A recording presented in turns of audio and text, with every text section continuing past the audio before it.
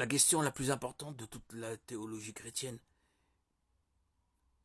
est: sommes-nous sauvés par la foi, seuls, ou par la foi et les œuvres?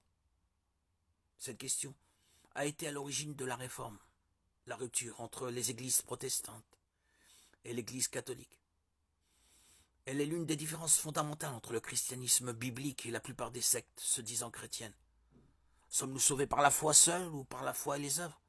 Suis-je sauvé rien qu'en croyant en Jésus, ou y a-t-il des choses à faire en plus? Certains passages bibliques difficilement conciliables compliquent la question de la foi et des œuvres.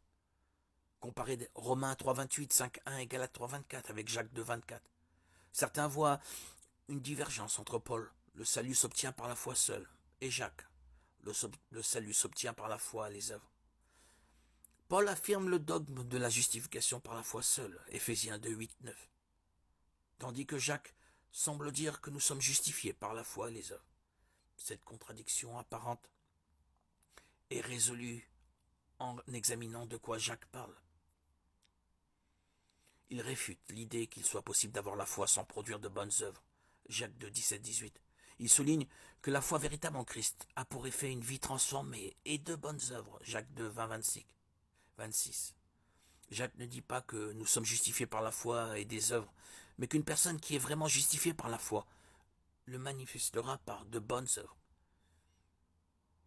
Si quelqu'un se dit croyant mais n'accomplit pas de bonnes œuvres, il n'a probablement pas la foi véritable en Christ. Jacques 2, 14, 17, 20, 26.